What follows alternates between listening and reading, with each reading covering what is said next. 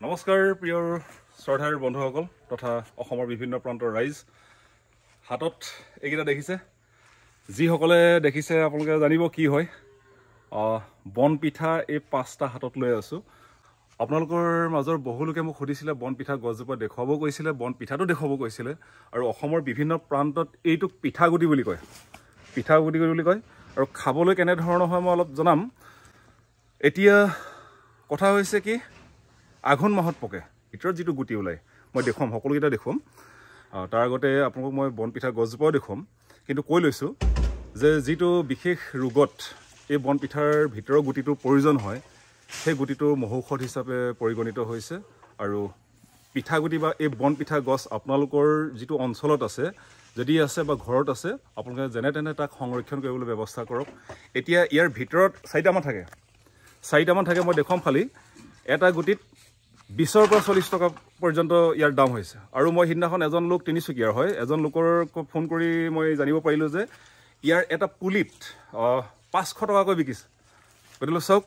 বন পিঠা যেটো সময়ত গুৰুত্ব নাছিলে আমি ইয়াৰ গুণাগুণ বা ইয়াৰ যেটো মূল্য বুজি পোৱা নাছিলো কিন্তু তিনিচুকীয়াৰ সেই বিশেষ লোকজনে যে কিডনিৰ বনৌষধ দিয়ে তেখেতৰ যোগেদি আচলতে এই বন পিঠা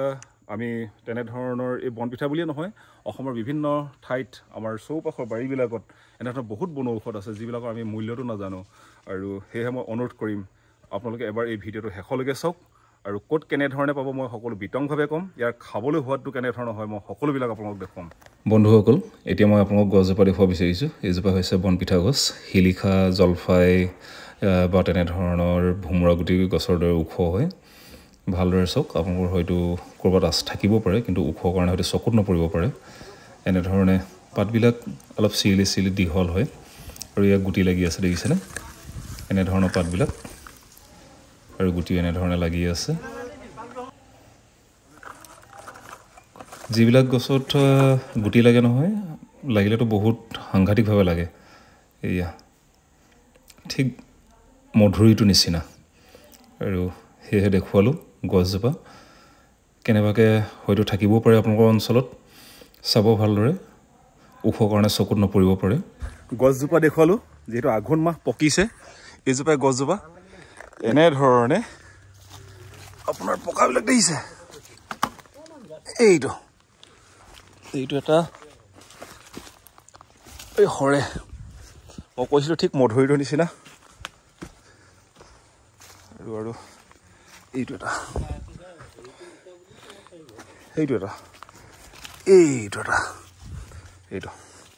যিটো বস্তুৰ কাৰণে বহুত দূৰ দূৰণিৰ পৰা মানুহ গৈ উভতি আহিছে ঔষধ নাপায় আৰু যিটো বস্তু খাই বহুলোকে ভাল পাইছে কিন্তু এনেধৰণৰ বন পিঠা গছ নাইকিয়া হৈ যাব ধৰিছিলে এতিয়াৰ পৰা যেনিবা ছেভ হ'ব এনিৱে বন পিঠা এতিয়া মই আপোনালোক খাই দেখুৱাব লাগিব পিঠাগুটি বা বন পিঠা আগতে দেখুৱাইছিলোঁ এই ককাইদেউৰ ঘৰতে গছজোপা আছে আৰু কিমান গুটি মানে এনেধৰণৰ পিঠাগুটি বা বন পিঠা সৰি আছে চব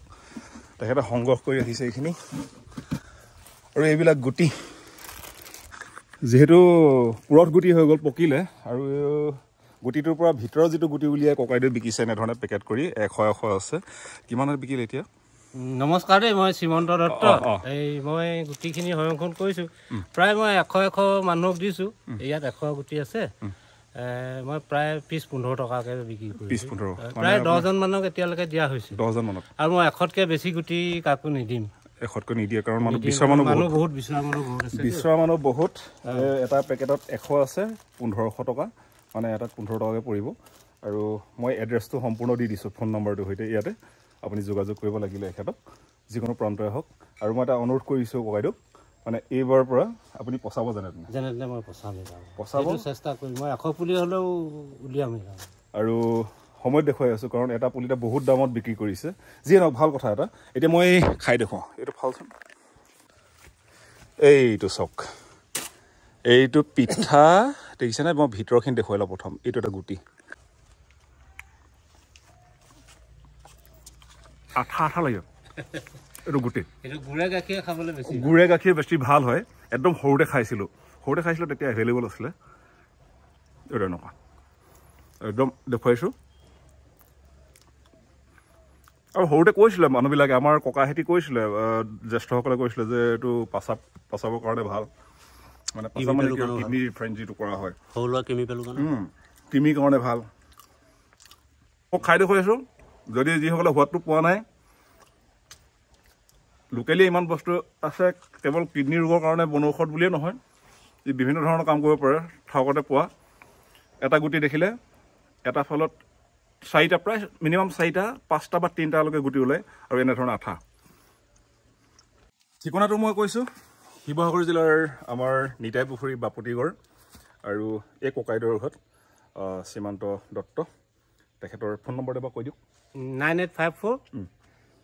819165। এতিয়া এই নম্বৰটোতে আপুনি ফোন কৰিব, তলতো এড্ৰেছটো দি দিছোঁ। আৰু মই আমাৰ যদি আহিব পৰাকৈ আপোনালোকৰ সুচল হয়, নিতাই পুখুৰী বাপতিগড়, নিতাই পুখুৰী কলেজৰ পৰা অকণমান আগত জাষ্ট আহিলে হ'ব। সীমান্ত দত্তৰ ঘৰটো কোনটো বুলি ক'লে হ'ব। আৰু সোৱাদটো এবাৰ লৈ চাওক, ঘৰৰ মানুহকো খুৱাওক। এতিয়া আগতে দাম কম আছিলে, কিন্তু ভাল, কিন্তু এতিয়া এটা 4টাত মিনিমাম হয়তো আপুনি এনেধৰণে কিনিবলৈ হ'লে কয়দৌ কেনেকুৱাকৈ বিকা হ'ব মই নাজানিছোঁ। এটাতো 60 টকা মানে পৰিব গুটি। যদি গুটিটো হিচাপত এই বস্তুটো হিচাপ হয়, ৰটো যিটো 60 টকামানকৈ পৰি যাব।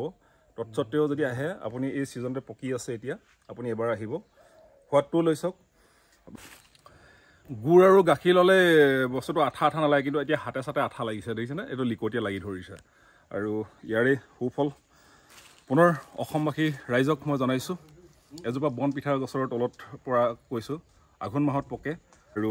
মই এটা অনুৰোধ কৰিম, সমান্তৰালকৈ এই বন পিঠাৰ গছৰ যিটো আপোনালোকে যদি সংৰক্ষণ কৰাৰ ব্যৱস্থা কৰে, বা পিঠাগুটি যিটো অঞ্চলত পিঠাগুটি বুলি কয়, পিঠা একদম হাইলাখ পিঠাখিনি গতে, দেখিছেনে? পিঠাখিনি গতে পিঠাগুটি বুলি বহুতত কয়। আৰু মোক বহুতে সুধি আছিলে যে ইয়াৰ বৈজ্ঞানিক নাম, মই চাই আছোঁ বৈজ্ঞানিক নামটো, কিন্তু মই এতিয়ালৈকে পোৱা নাই। পালে নিশ্চয় আপোনালোকক মই জনাবলৈ চেষ্টা কৰিম। যি কি নহওক, পুনৰবাৰ সকলোকে ধন্যবাদ জ্ঞাপন কৰিছোঁ। বন পিঠা গছৰ তলৰ পৰা